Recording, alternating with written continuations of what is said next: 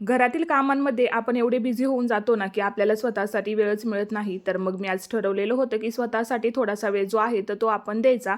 आता फारसं असं काही नाही, फक्त घरगुती जे आहे ते स्किन केअर आणि हेअर केअर जे आहे ते मला करायचं होतं.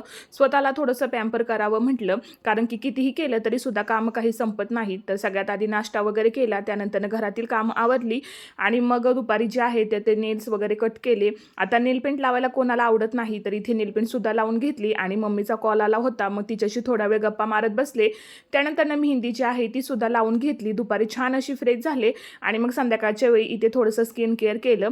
तर आता याचा फुल व्हिडिओ जो आहे ना, तो मी चॅनेलवरती अपलोड केलेला आहे. खाली मी लिंकसुद्धा दिलेली आहे. तुम्ही एकदा जाऊन नक्की चेक करा आणि स्वतःला थोडासा असा वेळ दिला ना, तर बघा आपल्याला सुद्धा छान वाटतं आणि माइंडसुद्धा आपलं फ्रेश होऊन जातं. तर आता इथे छान असं स्किन केअर केलेलं आहे.